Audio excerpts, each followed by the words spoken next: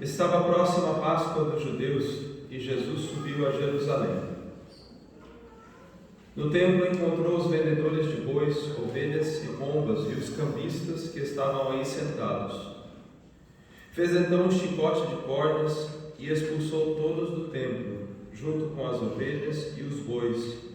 Espalhou as moedas e derrubou as mesas dos cambistas. E disse aos que vendiam pombas: Tirai isso daqui, não façais da casa de meu pai uma casa de comércio. Seus discípulos lembraram-se mais tarde que a Escritura diz: O zelo por tua casa me consumirá. Então os judeus perguntaram a Jesus: Que sinal nos mostras para agir assim? Ele respondeu: Destruí este templo e em 3 dias eu o levantarei. Os judeus disseram: 46 anos foram precisos para a construção deste santuário, e tu o levantarás em 3 dias? Mas Jesus estava falando do templo do seu corpo.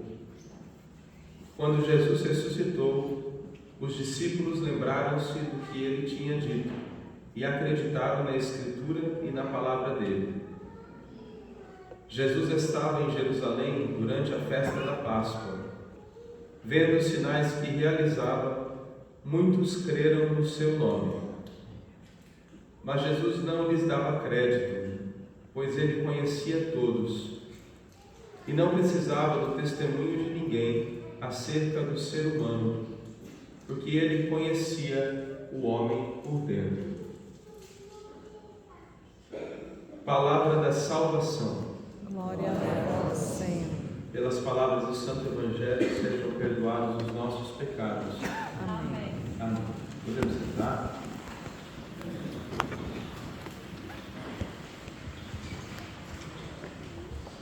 A mensagem do Evangelho é sempre nova. E é redundante falar assim, pois a própria palavra Evangelho significa boa nova, uma boa notícia. E sendo nova, ela sempre nos traz o desejo de Deus e a vontade de Deus para as nossas vidas no tempo presente.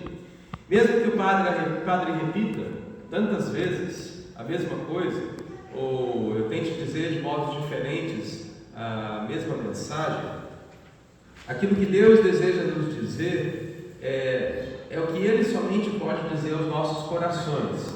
Não aquilo que eu venho aqui para falar para vocês, mas aquilo que você deseja dizer a Ele e dele escutar. E desejar escutar, não quero dizer escutar o que você quer, mas nosso desejo profundo de escutar a Deus, aquilo que Ele quer nos dizer e o que mais necessitamos ouvir de Sua palavra. Quando o Padre diz as palavras, que as palavras do Evangelho perdoem os nossos pecados, literalmente é isso que acontece. É Deus quem nos perdoa, é Ele quem nos ama, é a Sua palavra que nos traz libertação e vida. Não é algo que eu faça que faz com que Deus me dê algo. Deus me dá porque Ele me ama, Ele sempre se antecipa a mim. O próprio culto católico, nós viemos e estamos diante da cruz. Antes que pudéssemos fazer qualquer coisa, Ele já fez, Ele já se antecipou, Ele já morreu por nós.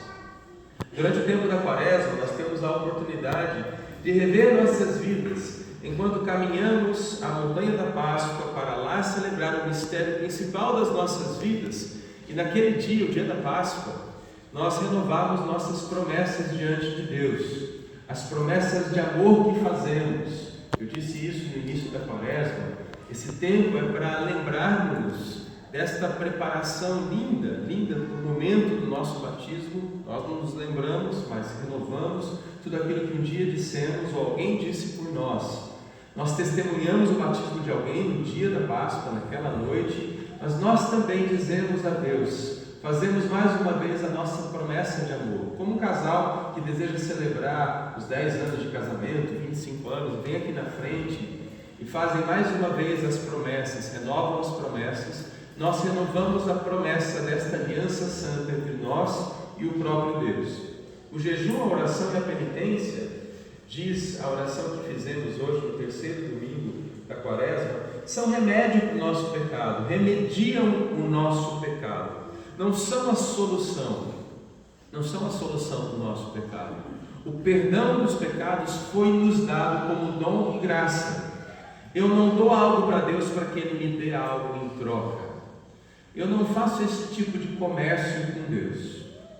Deus não precisa de nada que nós possamos dar. Nada. Nenhuma oração que possamos fazer, por mais bela que seja, vai adicionar qualquer coisa àquilo que Deus é.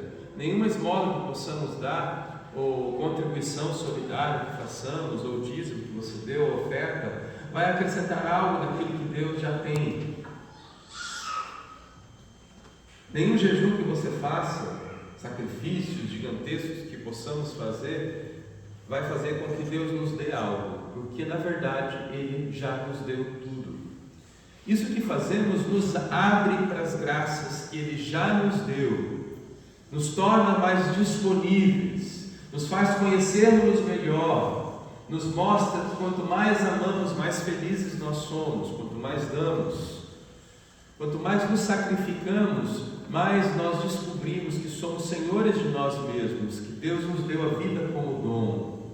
Quanto mais rezamos, mais nos tornamos capazes de ouvir a voz que grita no mundo a mensagem de amor de Deus. Mas se não rezamos, não ouvimos aquilo que Ele deseja nos falar. Hoje no Evangelho vemos Jesus no capítulo 2 de São João entrando no templo. Naquele tempo eles achavam sim que o que eles faziam fazia com que eles merecessem algo de Deus. Rezavam mais, davam mais sacrifício, viviam os mandamentos de Deus de uma maneira mais perfeita, então se achavam no direito de cobrar coisas.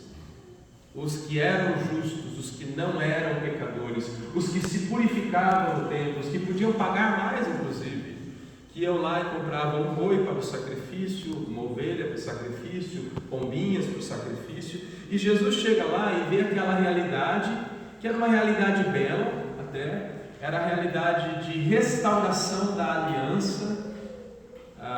Quando se quebrava a aliança com Deus no Antigo Testamento, se restaurava pelo sacrifício de animais, porém aquele símbolo de restauração da aliança se tornou um comércio na época de Jesus. Ele entrou no templo e viu um monte de boi, de vaca, de ovelha, de mesas de pombas, e as pessoas vinham de todos os lados e precisavam de cambistas para diferentes moedas, e todo o dinheiro era considerado impuro naquele momento, e lá na porta do templo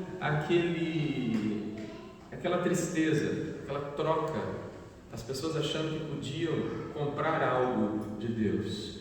E aí que compreendemos bem a ira de Jesus neste momento do tempo do Evangelho, em expulsar todos de lá, expulsar as vacas.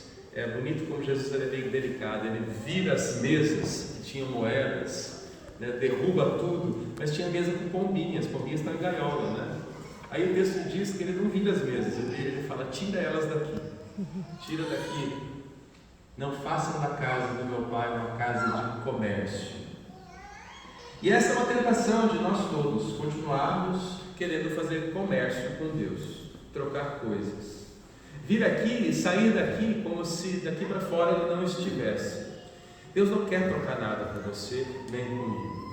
Deus quer viver conosco, construir nossas vidas conosco. Por isso Ele se dá em comunhão. É tão incrível, né, que Jesus fez e nos ensina. O nosso culto católico, o pão não é mais pão, é o seu corpo que é dado, e nós o comungamos. Uma maneira tão humana de fazermos com que Ele se transforme em nós, para que nós nos transformemos nele. Deus nos ama e se dá em alimento, porque deseja caminhar conosco, nos mudar por dentro, intimamente viver conosco nossas vidas, nos chamando a viver como Ele, a perdoar, a amar, a sermos solidários, a sermos bons, porque é isso que nos constrói e nos faz quem somos, quem fomos criados para ser. Felizes como desejamos. e continuemos em nossa caminhada quaresmal, mas que possamos hoje rever nossa relação com Deus, se vivemos uma relação de troca, ou se de fato desejamos mergulhar neste relacionamento santo. Que o Senhor nos cure por dentro. Diga ao Senhor nesta Santa Missa: eu não tenho nada que você precise, nada. Tu me amas, Senhor, pelo que eu sou, e desejo também amar-te. Amém. Em pé fiquemos e